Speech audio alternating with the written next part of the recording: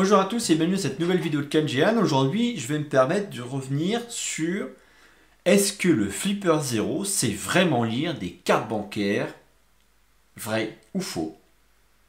La suite dans un instant. Ça fait très capital ou rate exclusive. Bref, plus sérieusement.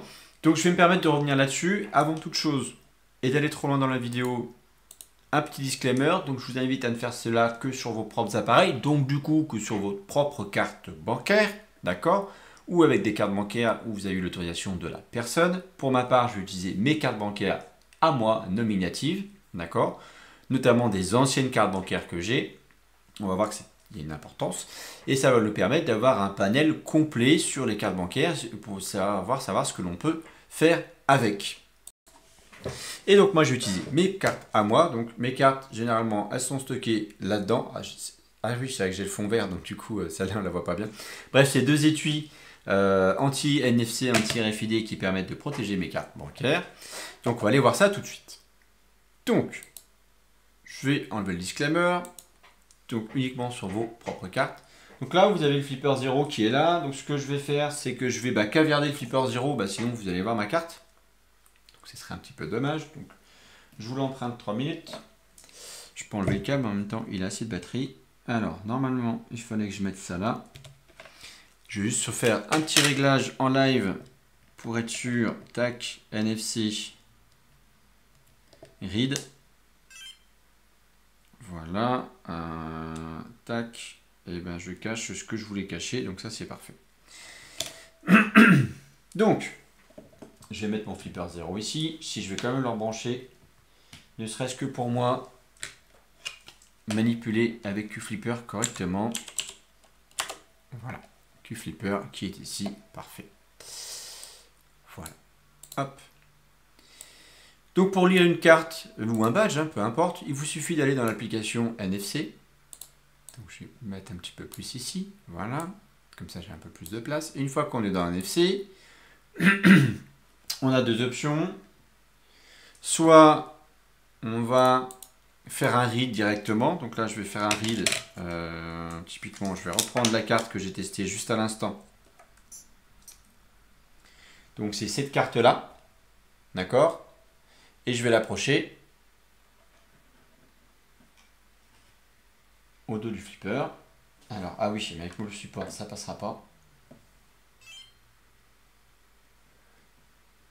Donc là, il a vu qu'il n'a pas reconnu la carte. Donc je vais l'enlever. On va faire un retry. Bien sûr, on va faire un retry. Alors je vais me permettre d'enlever mon support parce que ça va me gêner. Voilà.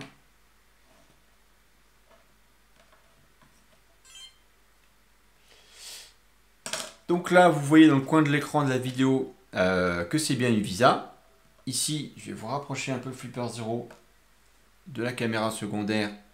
On voit bien que c'est une Visa et qu'on commence à voir les numéros. Et je peux vous confirmer qu'il y a bien tous les numéros avec la date d'expiration et le PIN attempt. Par contre, vous avez vu, oui, c'est faire, mais pas toujours du premier coup. Hein, donc là, on va lancer un retry. Oui, bien sûr, je veux que tu retry.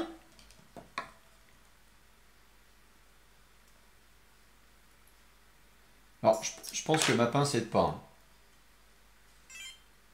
Donc là, il a réussi à la reprendre une nouvelle fois. Donc là, on est plutôt pas mal.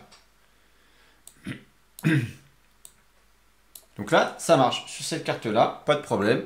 C'est efficace, il n'y a pas de souci. On arrive bien à lire. Hop, j'exit. On arrive bien à lire les numéros de la carte en entier. Alors, j'ai une autre carte qui est cette fois ma carte titre restaurant. Donc c'est pareil, la carte titre restaurant. Donc là, je vais peut-être masquer plutôt comme ça, parce que je crois que la puce est de l'autre côté. Donc là, je vais faire read sur le Flipper Zero. On la met en lecture. Pareil, il faut que j'enlève le support. Donc là, il a réussi à la lire. Donc là, je vais rapprocher. Donc là, on voit bien Mastercard. En fait, mon Flipper a planté. Donc là, on a les premiers numéros. On a la date d'expiration. On a aussi depuis quand les mises en service. Donc ça, c'est rigolo. Sur Mastercard, on a des informations en plus. Au moins sur cette version. Alors, cette Mastercard-là, moi, je l'ai depuis décembre 2024. J'ai la date d'expiration, j'ai dans quel pays elle est, la devise qu'elle est censée utiliser, le nombre de codes PIN qui me reste, donc là il me reste 6. Là c'est assez rigolo de voir que sur une carte titre restaurant il me reste 6 codes PIN, alors que normalement sur une carte bleue normale j'en ai 3, ma Visa tout à l'heure il m'en restait 3. Donc là j'ai envie de vous dire, ah bah oui ça marche, super, bien sûr qu'on peut lire une carte bleue avec le Flipper 0 et les informations, sauf le cryptogramme visuel, je rappellerai toujours, qui est derrière vos cartes bancaires et qui comme son nom l'indique n'est que visuel et n'est pas stocké dans les cartes. Alors oui, mais c'est possible, mais pas toujours. Déjà on l'a vu, c'est pas si facile que ça. Je vais prendre une ancienne carte, par exemple, là j'ai une vieille carte bleue, pas si vieille que ça parce qu'elle est arrêtée de fonctionner en avril 2024. C'est une Visa Premier. Et cette Visa Premier, quand je vais la passer là, donc là, il a pris l'information, mais la seule chose qu'il sait me dire, transparence totale, c'est que c'est bien une Visa et qu'il reste 3 attempts sur le code PIN. C'est tout. Donc c'est pas une carte, donc vous avez des cartes, et ça c'est bien pour nous, pour notre sécurité à nous, qui ne pourront pas être lues par le Flipper 0. Donc dire de manière de but en blanc que le Flipper 0 pourra lire toutes les cartes bancaires de manière très simple, c'est un mensonge. Ce n'est pas vrai, je viens de vous le prouver. Et je l'ai essayé des dizaines de fois cette carte. Après j'ai une autre carte titre restaurant. Donc ça c'est celle qu'on m'a fait changer de force l'année dernière, qui expire normalement en octobre 2025. Donc, hop, je vais remettre le retry ici. Voilà. Donc, je vais prendre cette nouvelle carte titre restaurant ici. Donc là, c'est pareil. Là, c'est pire que tout. Il ne sait même pas que c'est une carte bleue. On va retry.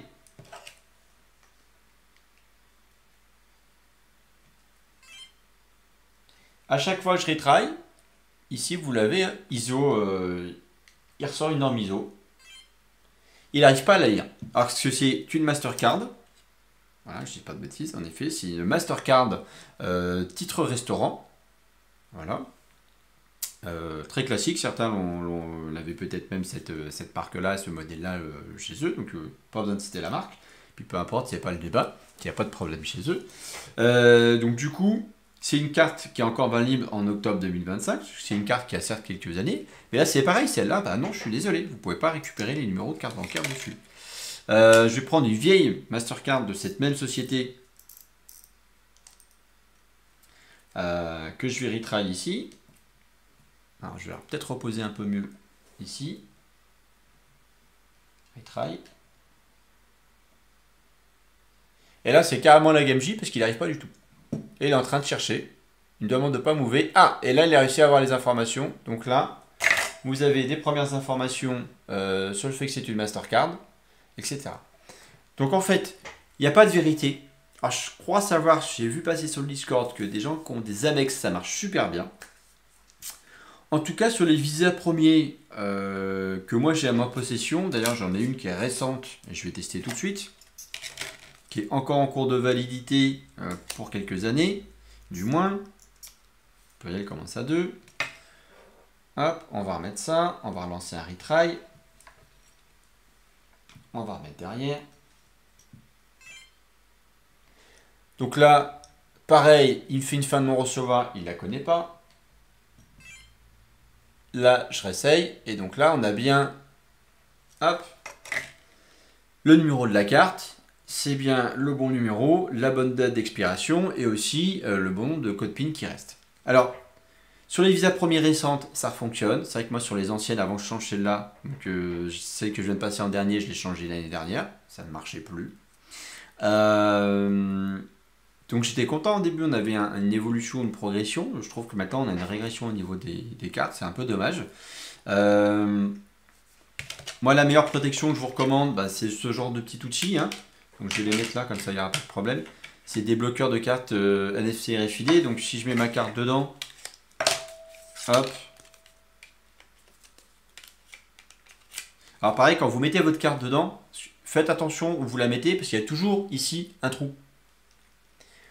Là, la mettez pas avec le cryptogramme visuel visible, ça peut arriver, ça serait quand même dommage. Donc là, on va retry. Non, il s'est mis ailleurs. Alors, voilà, j'ai forcé la sortie du flipper 0.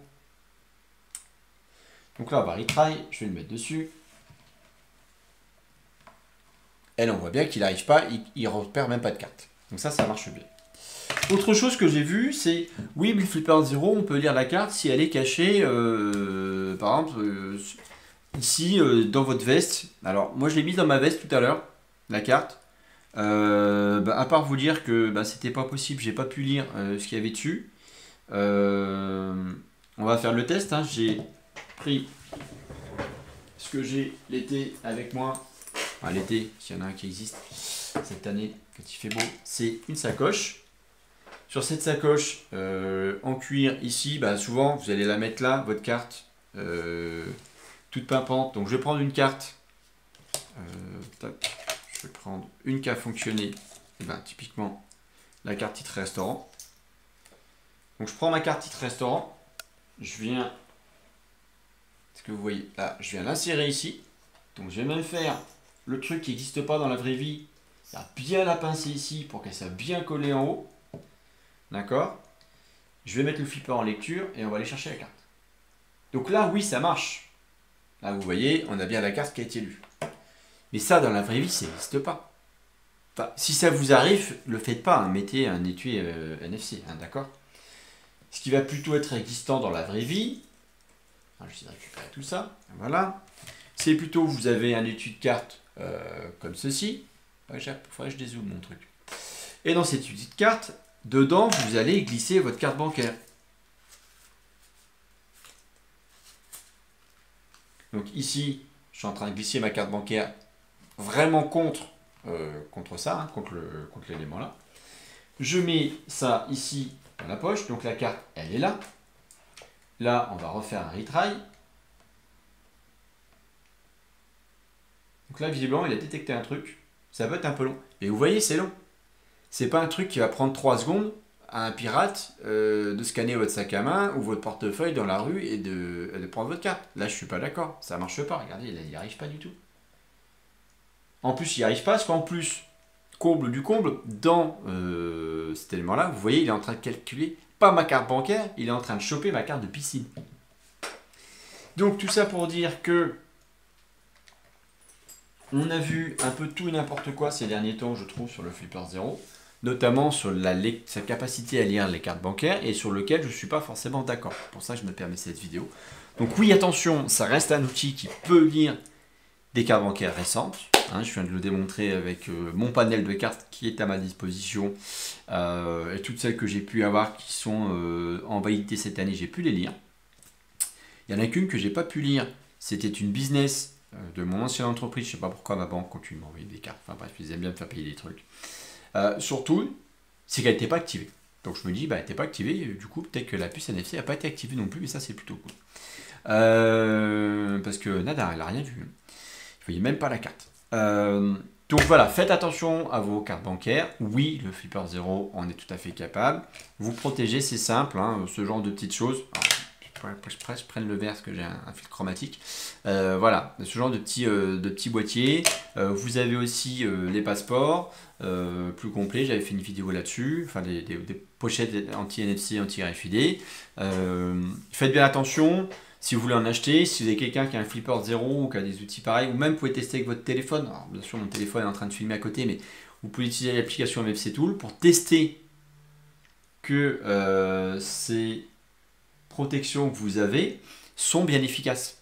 D'accord? Parce que par moment, vous allez prendre, j'avais eu, c'était dans une de mes vidéos, vous retrouverez sur la chaîne, j'avais testé une protection qui était totalement inefficace pour vous protéger, ou du moins la promesse n'était pas rendue par rapport à une protection sur des cartes NFC.